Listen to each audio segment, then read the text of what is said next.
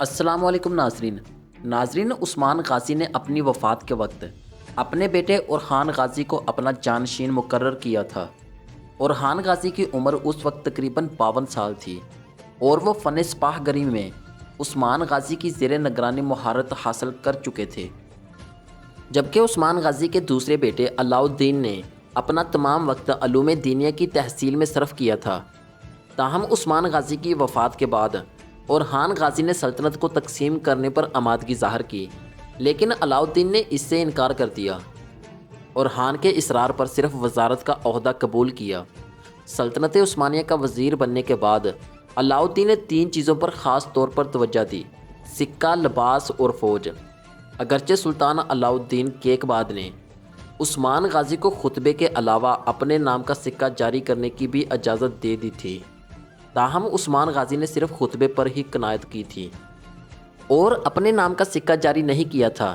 اورحان غازی کی تخت نشینی کے وقت تمام ایشیائی کوچک میں صرف سلجوقی سکے ہی رائج تھے۔ اب علاء الدین نے بادشاہت کے اس امتیاز کو بھی اختیار کیا اور اسلامی مملکت میں اورحان کے نام کے سکے جاری کر دیے۔ لیکن علاء الدین کا سب سے بڑا کارنامہ وہ فوجی اصطلاحات ہیں جن سے دولت عثمانیہ کی طاقت ایک دم سے بڑھ گئی اور جو 300 برس تک اس کی حیرت انگیز فتوحات کی ضامن رہیں۔ ارطغرل غازی اور عثمان غازی کے زمانے میں کوئی بھی باقاعدہ فوج نہیں تھی، بلکہ یہ دستور تھا کہ جب کوئی جنگ پیش آنے والی ہوتی تو اعلان کیا جاتا تھا کہ جو شخص لڑائی میں شریک ہونا چاہے وہ فلاں روز فلاں مقام پر حاضر ہو۔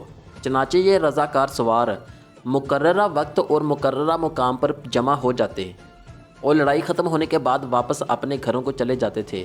انہیں کوئی تنخواہ نہیں ملتی تھی، بلکہ جو مال غنیمت ہاتھ آتا تھا وہی ان کی خدمت کا معاوضہ ہوتا تھا۔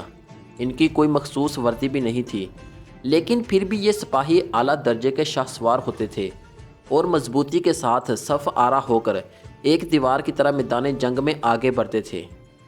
عثمان غازی کے زمانے تک تو اس طریقے سے کام چلتا رہا، لیکن اس کے بعد سلطنت کی توسیع اور استحکام کے لیے یہ نظام ناکافی ثابت ہوا اور ایک باقاعدہ اور مستقل فوج کی ضرورت محسوس ہونے لگی۔ چنانچہ علاء الدین نے سلطنت عثمانیہ کا وزیر بننے کے بعد تنخواہ دار پیادوں کی ایک فوج مرتب کی۔ اناطولیہ سے بازنطینی سلطنت کا اقتدار بڑی حد تک ختم ہو چکا تھا، لیکن اناطولیہ کے شمالی علاقے بیتھینیا میں اب بھی کئی چھوٹے چھوٹے شہر اور قلعے اس کے قبضے میں تھے۔ اورحان ان شہروں پر بھی قبضہ کرنا چاہتا تھا تاکہ وہ رومیوں کا اناطولیہ سے مکمل صفایا کر کے اپنی سلطنت کو زیادہ محفوظ بنا سکے۔ اس نے بیتھینیا کے ان شہروں کو گھیرنا شروع کر دیا۔ اناطولیہ کے اس علاقے بیتھینیا میں رومی قلعوں کے محاصرے شروع کر دیے۔ جب بازنطینی شہنشاہ کو اس کی خبر ملی کہ اس کے قلعے عثمانی ترک ہتھیا رہے ہیں تو اس نے بھی دفاع کے لیے لشکر تیار کرنا شروع کیا۔ 1328 سن میں وہ 4000 سپاہیوں کی ایک فوج لے کر اپنے گھیرے میں آئے ہوئے شہروں کی مدد کے لیے نکل پڑا۔ جب رومی شہنشاہ فوج لے کر نکلا تو ہر طرف خبر پھیل گئی کہ شہنشاہ خود فوج لے کر عثمانیوں کے مقابلے کے لیے آ رہا ہے۔ ایسا چونکہ پہلی بار ہو رہا تھا کوئی رومی شہنشاہ عثمانیوں کے مقابلے میں خود لشکر کی قیادت کر رہا ہو، اس لیے خبر 400 پھیل گئی۔ سلطان اورحان کو بھی علم ہو گیا، وہ بھی لشکر لے کر رومی شہنشاہ کو راستے میں ہی روکنے کے لیے چل پڑا۔ وہ نیکومیڈیا شہر، جسے اب عظمیت یا عظمت بھی کہا جاتا ہے، کے قریب مالٹیپے کے علاقے میں پہنچ گیا، جہاں اسے جنگی فائدہ حاصل تھا۔ یہ ایک اونچی پہاڑی تھی جس سے رومی شہنشاہ کا لشکر آتے ہوئے دور سے دیکھا جا سکتا تھا۔ ترکی گھڑ سوار جو دوڑتے گھوڑوں سے تیر اندازی کے ماہر تھے، رومی شہنشاہ کے راستے میں ایک جگہ چھپ کر بیٹھ گئے۔ جب رومی لشکر اپنے شہنشاہ کی قیادت میں وہاں پہنچا تو گھات میں بیٹھے گھڑ سوار تیر اندازوں نے خوفناک حملہ کر دیا۔ رومی فوج میں بھگدڑ مچ گئی۔ اس پر مزید یہ کہ پھر وہی ہو گیا جو اس سے پہلے ایک رومی شہنشاہ کے ساتھ ہو چکا تھا، یعنی شہنشاہ کے مرنے کی افواہ پھیل گئی یا پھیلا دی گئی، لیکن یہ خبر سچ نہیں تھی، مگر اس سے رومیوں کے حوصلے ٹوٹ گئے اور عیسائی لشکر قسطنطنیہ کے قلعے کی طرف واپس بھاگ گیا۔ شہنشاہ بھی کسی نہ کسی طرح جان بچا کر واپس قسطنطنیہ پہنچ گیا۔ عام حالات میں تو یہ ایک جھڑپ کی شکست تھی، کوئی باقاعدہ جنگ یا مہم جوئی نہیں تھی، لیکن اس ہار نے رومیوں پر خوفناک نفسیاتی اثر ڈالا۔ رومی فوج اور عوام عثمانیوں کو ایک معمولی قبائلی گروہ سے زیادہ اہمیت نہیں دیتے تھے اور خود کو وہ دنیا کی بہترین تربیت یافتہ منظم فوج سمجھتے تھے، جو کہ وہ تھے بھی۔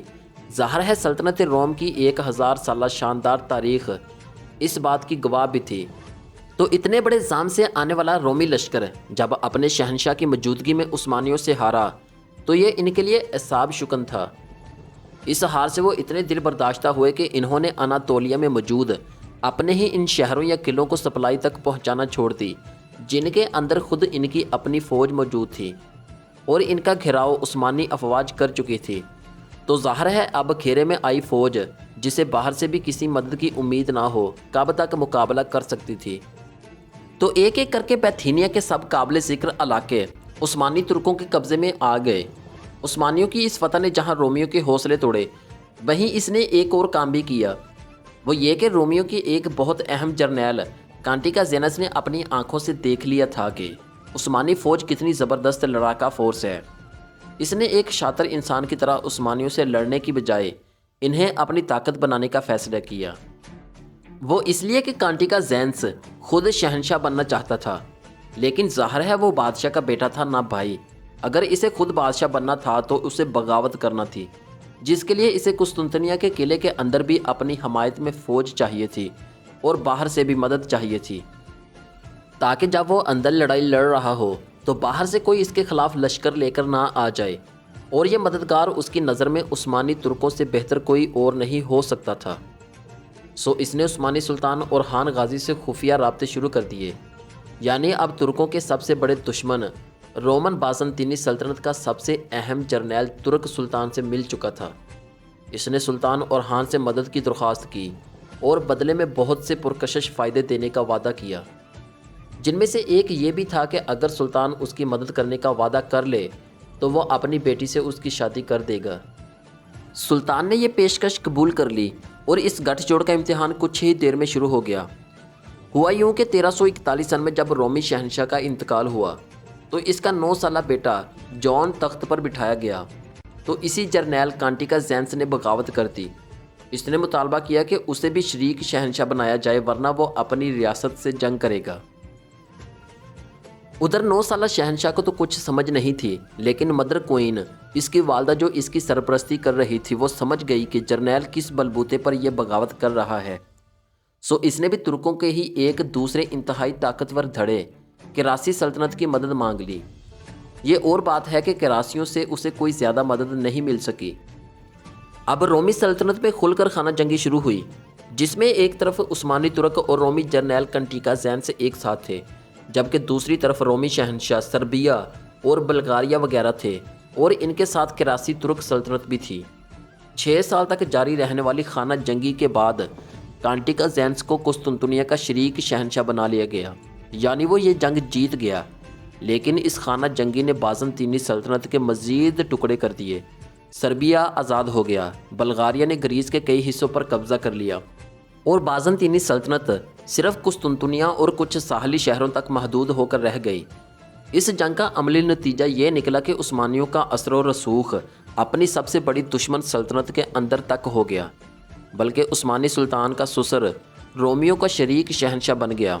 عثمانیوں کے لیے یہ ایک بہت بڑی کامیابی تھی، اور اس پر مزید یہ کہ اب وہ اپنے مغرب میں واقع ان کراسی ترکوں پر بھی حاوی ہو گئے تھے جو ان کے دوسرے بڑے دشمن تھے۔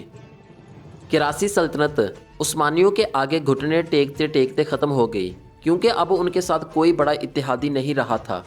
کراسی سلطنت پر قبضے کی وجہ سے عثمانی ترک سمندر کے اس حصے درائے دانیال کے قریب آ گئے تھے جہاں سے وہ یورپ میں داخل ہو سکتے تھے، کیونکہ اناطولیہ سے یورپ میں داخلے کے 2 ہی راستے تھے۔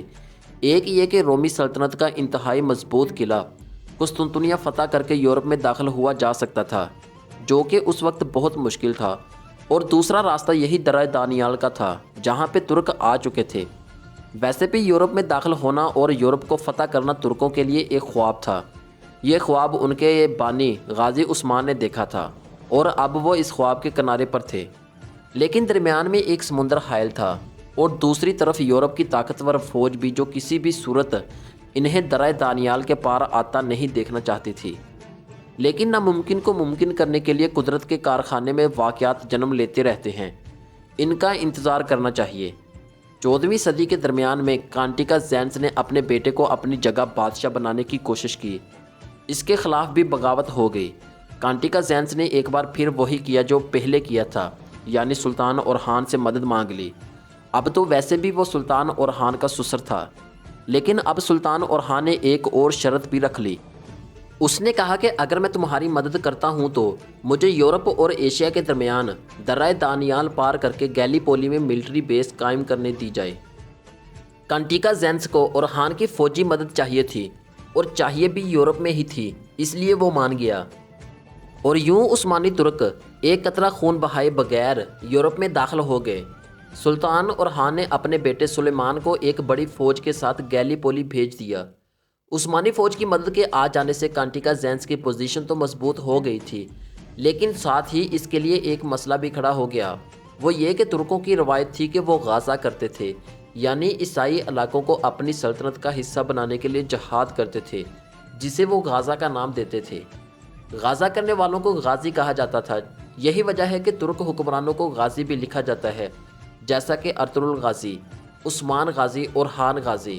تو اورحان غازی کے بیٹے سلمان غازی نے یورپ میں صرف ملٹری بیس بنانے پر اکتفا نہیں کیا، بلکہ اس نے پیش قدمی شروع کر دی اور یورپ میں رومی سلطنت کے قلعے قسطنطنیہ کے مغرب میں اس علاقے گریس پر قبضہ کرنا شروع کر دیا۔ یہ قبضہ شروع ہوا تو رومیوں کے دل و دماغ میں خطرے کی گھنٹیاں بجنے لگیں، کیونکہ اب طاقتور عثمانی ترک جو رومی سلطنت کے مشرق میں تو تھے ہی، اب مغرب میں بھی پھیل رہے تھے، اور یہ سب کچھ رومی شہنشاہ کانٹیکا زینس کی وجہ سے ہو رہا تھا۔ تو کانٹیکا زینس کو رومیوں کی طرف سے شدید تنقید اور نفرت کا سامنا کرنا پڑ رہا تھا۔ اس نے اپنی عزت بچانے کے لیے فوری طور پر سلطان اورحان کو پیغام بھجوایا کہ وہ یورپی علاقوں پر قبضے نہ کرے، فقط اپنی ملٹری بیس تک محدود رہے یا واپس چلا جائے۔ لیکن اسے جواب ملا کہ بازنطینی سلطنت کے جو علاقے مسلمانوں کی ریاست کا حصہ بن چکے ہیں واپس نہیں ہوں گے۔ چنانچہ گیلی پولی اور تھریس کا مشرقی علاقہ، جہاں انہوں نے رومی شہنشاہ کی مدد کے لیے عارضی بیس بنائی تھی، مستقل طور پر سلطنت عثمانیہ میں شامل ہو گئے، اور یہ علاقے آج بھی ترکی کا حصہ ہیں۔ بہرحال کانٹیکا زینس کی وجہ سے سارا معاملہ ہوا تھا، تو قسطنطنیہ میں اس کی بادشاہت کا تختہ الٹ دیا گیا۔ رومی سلطنت کو نیا شہنشاہ مل گیا جو سلطان اورحان غازی کا ساتھی نہیں، کھلا دشمن تھا۔ کانٹیکا زینس کی بادشاہت ختم ہوئی تو 1362 سن میں سلطان اورحان غازی کا بھی انتقال ہو گیا، لیکن اپنے انتقال تک اورحان اپنے باپ سے ملی ریاست کو ایک سلطنت بنا چکا تھا۔ سلطان اورحان غازی کے 3 بیٹے تھے، سلیمان، مراد اور خلیل، اور سلطنت عثمانیہ ان میں سے کسی ایک کو ملنا تھی۔ ان تینوں میں سے ایک سلمان، جس نے یورپ میں اپنے باپ کے حکم سے پہلا ملٹری بیس بنایا تھا، وہ تو مقابلے سے پہلے ہی آؤٹ ہو چکا تھا، کیونکہ وہ پہلے ہی دنیا سے رخصت ہو چکے تھے۔ باقی 2 بیٹے بچے تھے، ایک مراد غازی اور دوسرا خلیل غازی۔ مراد غازی نے خلیل غازی کو قتل کر دیا اور یوں سلطنت عثمانیہ کا اکیلا امیدوار بچا۔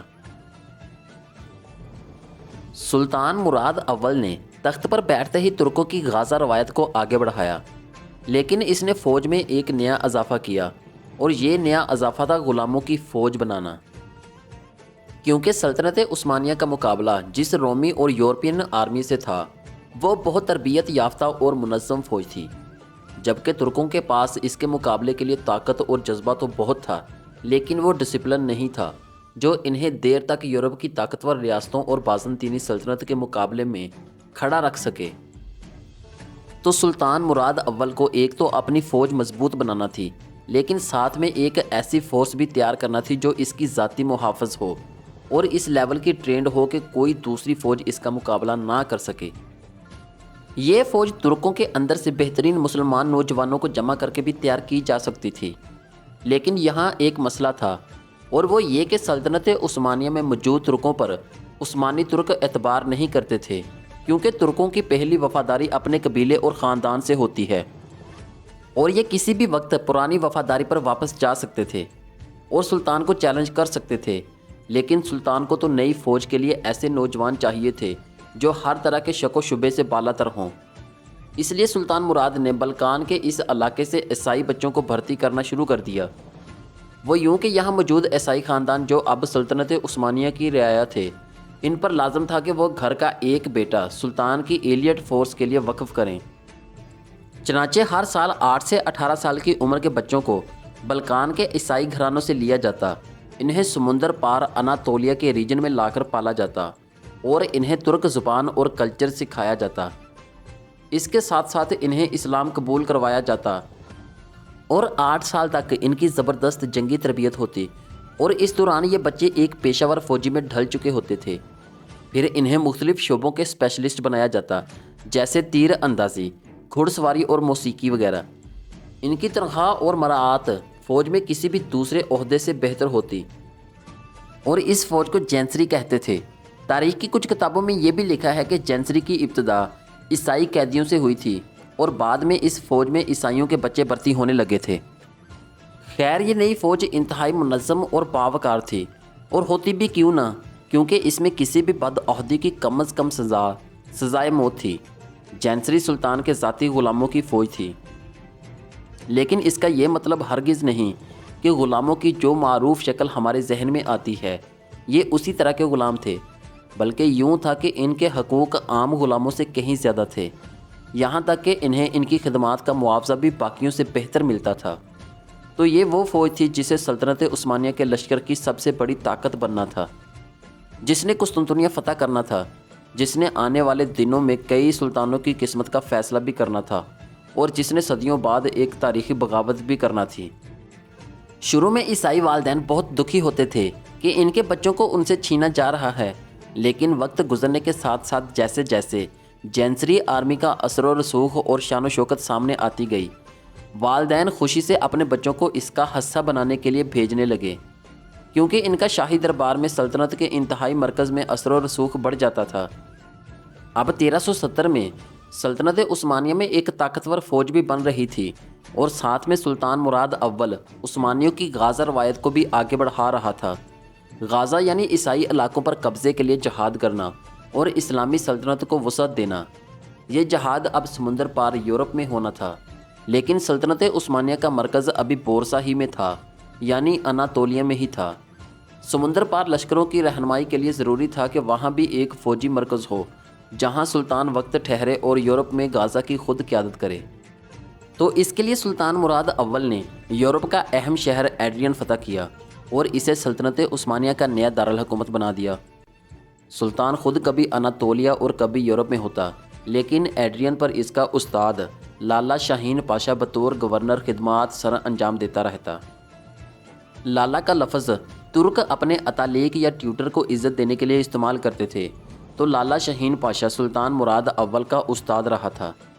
عثمانیوں کے یورپ میں داخل ہونے اور ایڈرین پر قبضے کی وجہ سے یورپی عیسائی بہت پریشان تھے، اور کیوں نہ ہوتے، ان کی آزادی ختم ہوتی جا رہی تھی، اور خاص طور پر سربین سلطنت کا شہنشاہ خوش نہیں تھا، کیونکہ ایڈرین شہر اس کی سرحد کے بالکل ساتھ ہی تھا، لہٰذا اسے خطرہ تھا کہ اگر عثمانی ترک یہاں تک آ گئے ہیں تو انہیں آگے آنے سے کون روکے گا۔ سو اس نے اس خطرے کو شروع میں ہی ختم کرنے کا ارادہ کیا اور موقع کی تلاش میں رہنے لگا، جہاں چاہ وہاں راہ۔ تو یہ موقع اسے جلد ہی مل گیا۔ ہوا یوں کہ 1371 سن میں سلطان مراد اول نئے دارالحکومت ایڈرین میں موجود نہیں تھا۔ وہ اپنی زیادہ تر فوج اور ذاتی غلاموں یعنی جینسری کے ساتھ درہ دانیال کے پار اناتولیا میں تھا، جہاں وہ سلطنت کے اندر موجود کچھ بغاوتوں کو کچلنے میں مصروف تھا۔ ایڈرین شہر میں گورنر شاہین پاشا اور 1000 کے لگ بھگ فوج موجود تھی۔ سربین شہنشاہ نے اس موقع کو غنیمت جانا اور 50,000 سپاہ پر مشتمل ایک بڑا لشکر مقابلے کے لیے تیار کر لیا۔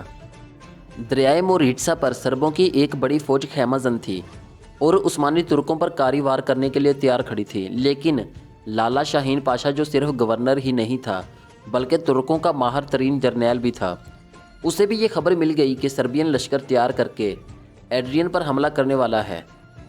جنگوں میں سب سے بڑا ہتھیار ایٹم بم نہیں ہوتا تھا اور نہ ہی فوج کی تعداد ہوتی تھی۔ اس وقت جنگوں میں اصل ہتھیار خفیہ معلومات ہوتی تھی جو کہ جاسوس لاتے تھے۔ تو شاہین پاشا کے جاسوسوں نے اسے بتایا کہ رات میں سرب فوج ایک جشن منا رہی ہے جس کے بعد عثمانیوں پر حملہ کیا جائے گا۔ پاشا نے اسی موقع کو غنیمت جانا اور خاموشی سے 800 جان بازوں کے ساتھ دریا کے قریب چھپ کر بیٹھ گیا۔ رات کے وقت جب سربین لشکر جشن منا کر تھکن اتار رہا تھا تو اچانک 800 ترکوں نے سربوں پر حملہ کر دیا۔ اب آدھے سوئے اور آدھے نشے میں مست سربین لشکر کے فرشتوں کو بھی خبر نہیں تھی کہ حملہ آوروں کی تعداد 1000 سے بھی کم ہے۔ بے خبر لشکر نے اسے ایک بڑا حملہ سمجھا اور پھر جس کا جدھر منہ ہوا اٹھ بھاگ نکلا۔ اب نقشہ کچھ یوں تھا کہ سربوں کے ایک طرف دریا اور ایک طرف ترکوں کی شکل میں موت تھی۔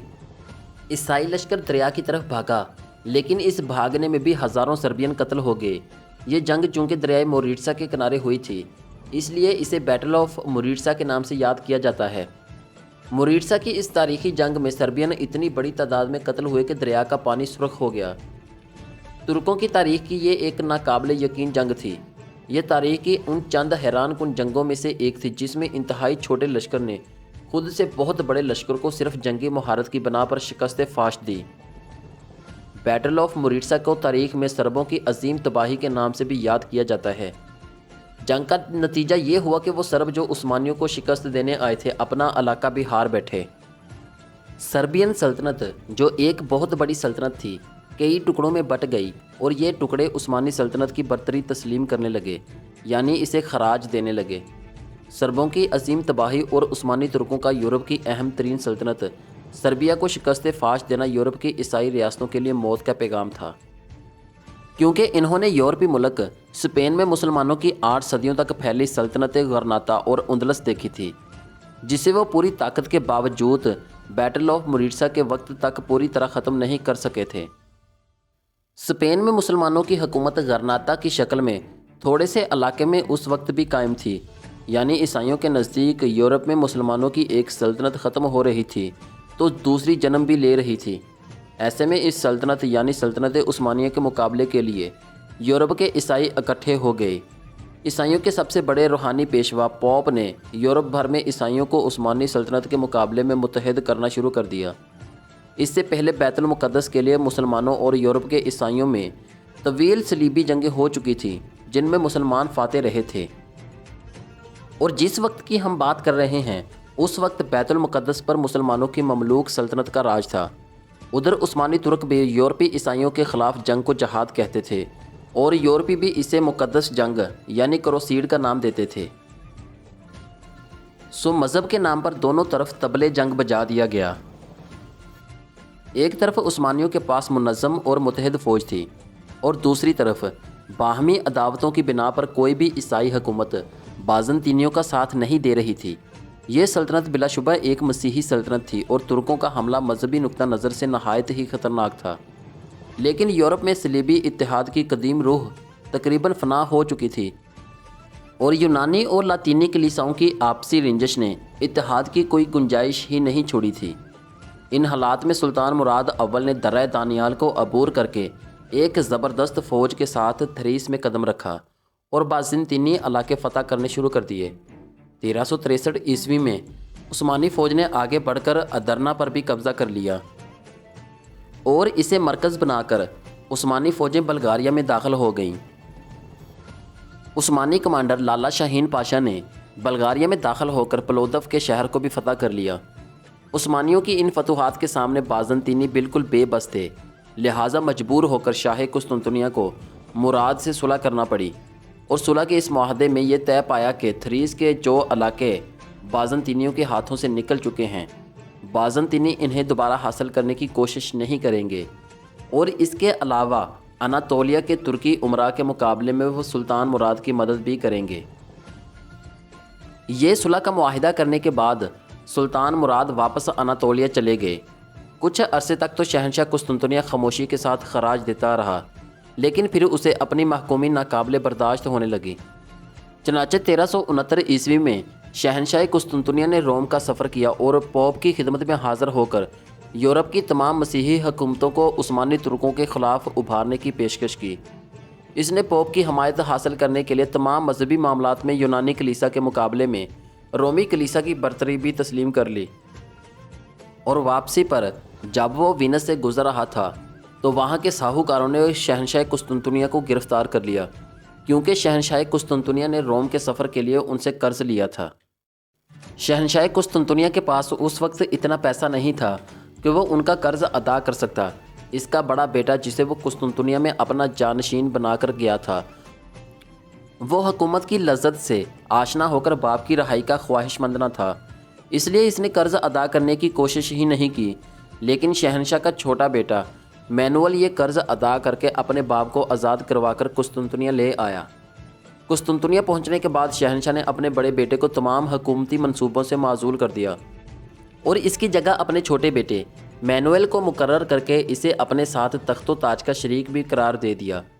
شہنشاہ قسطنطنیہ کا بڑا بیٹا اپنے باپ کی اس حق تلفی سے بہت زیادہ غصے ہوا اور اس نے سلطان مراد کے بیٹے شہزادے ساؤچی کو اس بات پر آمادہ کیا کہ دونوں مل کر شہنشاہ قسطنطنیہ اور سلطان مراد کو تخت سے اتار دیں گے اور ان کی جگہ خود فرما روا بن جائیں۔ سلطان مراد اس وقت ایشیائے کوچک میں تھے اور ان کا بیٹا اس وقت یورپ میں ترکی سپاہ کا افسر اعلیٰ تھا۔ اس نے سلطان مراد کی غیر موجودگی سے فائدہ اٹھا کر فوراً بغاوت کا اعلان کر دیا۔ اس کے ساتھ ہی شہنشاہ قسطنطنیہ کے بیٹے نے بھی اپنے باپ کے خلاف بغاوت کا اعلان کر دیا۔ یہ خبر سنتے ہی سلطان مراد اول نے اناطولیہ سے فوراً یورپ پہنچنے کا ارادہ کیا اور انہوں نے شہنشاہ قسطنطنیہ کے ساتھ مل کر شہزادوں کی بغاوت کو دبانے کا فیصلہ کیا اور شہنشاہ قسطنطنیہ کے ساتھ یہ معاہدہ طے پایا کہ بغاوت کو دبانے کے بعد جب شہزادوں کو گرفتار کیا جائے گا تو ان کی آنکھوں کی بینائی ختم کر دی جائے گی۔ لہٰذا سلطان مراد اور باغی شہزادوں کی فوجیں جب آمنے سامنے ہوئیں تو شہزادے ساؤچی کی فوج نے سلطان مراد کی زبان سے معافی کا اعلان سن کر باغی شہزادے کا ساتھ چھوڑ دیا، لہٰذا دونوں شہزادے سلطان مراد نے گرفتار کر لیے۔ سلطان مراد نے پہلے اپنے بیٹے کی آنکھوں میں گرم سیسا ڈال کر اسے اندھا کر دیا اور پھر اسے قتل کروا دیا۔ اس کے علاوہ وہ بازنطینی امراء جنہوں نے شہزادوں کا بغاوت میں ساتھ دیا تھا انہیں بھی قتل کر دیا گیا اور شہنشاہ قسطنطنیہ کے بیٹے کو اس کے پاس بھیج دیا گیا۔ شہنشاہ قسطنطنیہ نے حسب وعدہ اس کی آنکھوں میں سیسا ڈلوایا لیکن اس کی بنائی پھر بھی باقی رہی۔ یورپ میں سلطان مراد کا مقابلہ اس وقت تک صرف بازنطینی سلطنت سے تھا اور دوسری تمام عیسائی حکومتیں یہ تماشا خاموشی سے دیکھ رہی تھیں اور کسی بھی حکومت نے بازنطینی سلطنت کی مدد کرنے کی کوشش ہی نہیں کی۔ لیکن جب عثمانی فوجوں نے پلودف کے قلعے کو فتح کیا تو معاملے کی صورتحال بالکل بدل گئی۔ یہ شہر اگرچہ بازنطینی سلطنت کے پاس تھا لیکن یہ بلغاریہ میں واقع تھا۔ اس کی فتح نے عثمانی فوجوں کے لیے بلغاریہ کا راستہ بالکل کھول دیا تھا۔ ترکوں کے یورپ میں بڑھتے ہوئے قدم بالآخر رومی کلیسا کی زیر سایہ حکومتوں کے لیے بھی تردد کا باعث بنے۔ اب تمام عیسائی حکومتیں یہ دیکھ رہی تھیں کہ ان کی سلطنتیں بھی خطرے میں ہیں، لہٰذا ان حالات کو مد نظر رکھتے ہوئے پوپ اربن نے ہنگریہ، سربیا، بوسنیا اور ولاچیا کے فرمانرواؤں کو آمادہ کیا کہ ترکوں کے بڑھتے ہوئے قدموں کو روکنے کے لیے اپنی فوجیں روانہ کریں۔ عیسائیوں کے سب سے بڑے روحانی پیشوا پوپ نے یورپ بھر میں عیسائیوں کو عثمانی سلطنت کے مقابلے میں متحد کرنا شروع کر دیا، یعنی ایک اور صلیبی جنگ کی ابتدا ہونے جا رہی تھی۔ اس سے پہلے بیت المقدس کے لیے مسلمانوں اور یورپ کے عیسائیوں میں طویل صلیبی جنگیں ہو چکی تھیں جن میں مسلمان فاتح رہے تھے۔ یہ ہم اس وقت کی بات کر رہے ہیں جب بیت المقدس پر مسلمانوں کی مملوک سلطنت کا راج تھا۔ ادھر عثمانی ترک بھی یورپی عیسائیوں کے خلاف جنگ کو جہاد کہتے تھے اور یورپی بھی اسے مقدس جنگ یعنی کروسیڈ کا نام دیتے تھے۔ سو مذہب کے نام پر دونوں طرف طبلِ جنگ بجا دیا گیا۔ سلطنت عثمانیہ کی فوج متحد اور منظم تھی لیکن یورپ بکھرا ہوا تھا۔ اسے عثمانی ترکوں جیسی زبردست جنگی مہارت رکھنے والی فوج سے مقابلے کے لیے ایک لیڈر چاہیے تھا جو کہ اس وقت یورپینز کے پاس نہیں تھا۔ لیکن پھر یہ لیڈر انہیں سربیا کی ٹوٹی ہوئی ریاست کے ایک کنارے سے مل ہی گیا۔ یہ ایک سرب شہزادہ لازار تھا جس نے 1380 کی دہائی کے آخر میں ترکوں کے خلاف بغاوت کر دی۔ اسی پر بس نہیں کی بلکہ ایک جھڑپ میں لازار نے عثمانی سپاہیوں کو ایک شکست بھی دے ڈالی۔ پرنس لازار کی اس فتح نے یورپ میں امید کی کرن جگا دی اور انہیں اپنی آزادی واپس ملنے کی امید ہونے لگی۔ اسی دوران بلکان ہی میں بوسنیا نے بھی سلطنت عثمانیہ کے خلاف بغاوت کر دی اور ترکوں کے ایک اور دستے کو شکست دے ڈالی۔ ان دونوں فتوحات سے یورپی عیسائیوں کا مورال بلند ہو گیا اور یورپ کو لگا کہ وہ سلطنت عثمانیہ کو کم از کم یورپ سے تو بآسانی باہر نکال سکتے ہیں۔ اسی سلسلہ میں کوہ بلکان کے نیچے پرنس لازار کے جھنڈے تلے اب وہ لشکر جمع ہونے لگا تھا جسے عیسائی روحانی پیشوا پوپ کی بھی حمایت حاصل تھی۔ یہی نہیں بلکہ پوپ کی خاص فوج کے جنگجو یعنی نائٹس بھی اسی فوج کا حصہ تھے۔ 1,00,000 کا لشکر مذہبی نعرے کے نیچے آزادی کی جنگ لڑنے کے لیے تیار کھڑا تھا، اور پرنس لازار جو یورپی عیسائیوں کا ہیرو بن چکا تھا اس کی قیادت کر رہا تھا۔ اس بار عثمانی ترک بھی غافل نہیں تھے۔ سربیوں اور بوسنیا سے 2 چھوٹی لڑائیوں میں شکست کے بعد سلطان مراد اناطولیہ میں اپنے بیٹے یعقوب کو چھوڑ کر خود یورپی ہیڈ کوارٹر واپس آ چکا تھا۔ سلطان مراد کی ذاتی فوج جینسری آرمی کے 2000 جوان اس کے ساتھ تھے۔ 1 اگست 1389 سن کو یورپ میں ٹھیک اسی جگہ جہاں آج کیچنک شہر ہے، سلطان مراد اول 60,000 کا لشکر لیے 1,00,000 صلیبیوں کے سامنے کھڑا تھا۔ اس جنگ کو جنگ کوسوو کہتے ہیں۔ یورپ میں عثمانیوں کے لیے یہ ایک فیصلہ کن جنگ تھی۔ سلطان مراد کے لشکر میں اس کا بیٹا بایزید بھی ایک حصے کی قیادت کر رہا تھا، جبکہ مرکز میں سلطان خود اپنی انتہائی تربیت یافتہ فوج کے گھیرے میں موجود تھا۔ جنگ شروع ہوئی تو عیسائیوں کا پلڑا آغاز میں بھاری رہا۔ انہوں نے عثمانیوں کے لشکر کے ایک حصے کو پیچھے کی طرف دھکیل دیا۔ عثمانیوں کے پاؤں لڑکھڑانے کے قریب تھے کہ سلطان مراد نے ایک بہت دلیرانہ فیصلہ کیا۔ اس نے اپنے بہترین سپاہیوں کو جو اس کے محافظ بھی تھے لڑنے کے لیے آگے بھیج دیا اور خود تنہا پیچھے رہ گیا۔ یہ ایک بہت خطرناک چال تھی، ایک بہت بڑا رسک تھا۔ سلطان مارا بھی جا سکتا تھا اور اس کے مارے جانے سے عثمانی یہ جنگ ہار بھی سکتے تھے۔ اور پھر ہوا بھی یہی، ایک عیسائی نائٹ کسی طرح سلطان تک جا پہنچا اور اس نے خنجر کے وار سے سلطان کو شہید کر دیا۔ قسمت کا ستم دیکھیے کہ ادھر سلطان مراد میدان جنگ میں جان سے گیا تو دوسری طرف صلیبیوں کا سالار پرنس لازار بھی لڑتے ہوئے میدان جنگ میں مر گیا۔ اب ایک طرف لازار کا بیٹا اور دوسری طرف سلطان مراد کا بیٹا بایزید اپنے اپنے لشکر کی قیادت کرنے لگے۔ جنگ کی ہولناکی بڑھ چکی تھی اور لاشوں پر لاشیں گر رہی تھی، لیکن ایسے میں ایک ناقابل یقین بات ہوئی۔ یورپی لشکر کے ایک اہم حصے نے پسپائی شروع کر دی۔ اس سے عیسائی لشکر کی کمر ٹوٹ گئی۔ ایسا بھی کہا جاتا ہے کہ اس حصے کا سردار شروع سے ہی ترکوں کے ساتھ مل چکا تھا، یا ہو سکتا ہے کہ مل چکا ہو سکتا ہے کہ جنگ کو بے نتیجہ دیکھتے ہوئے اس سردار نے اپنے سپاہیوں کی جانیں بچانا زیادہ ضروری سمجھا ہو۔ لیکن جو بھی تھا، جنگ کوسوو یوں ختم ہوئی کہ دونوں فوجیں ہزاروں لاشیں اور اپنے اپنے سالار کی جانیں گنوا کر واپس چلی گئیں۔ بظاہر میدان جنگ میں کوئی فیصلہ نہیں ہوا تھا، لیکن یہ ترکوں کی فتح تھی۔ اس جنگ نے سربوں کو اتنا نقصان پہنچا دیا کہ انہوں نے عثمانیوں کے خلاف جدوجہد کا ارادہ ہی ختم کر دیا، بلکہ عثمانیوں کو خراج دے کر ان کی ماتحت ریاست بن گئے۔ ناظرین، یہ تھی عثمانی ترکوں کی یورپ میں یورپ کے خلاف فتح۔ آج کی ویڈیو سے صرف اتنا ہی۔ مزید ایسی اچھی اور انفارمیٹیو ویڈیوز کے لیے ہمارے چینل کو سبسکرائب کریں اور بیل آئیکن کو پریس کر لیں تاکہ آنے والی مزید اپڈیٹس آپ تک پہنچ سکیں۔ اللہ حافظ۔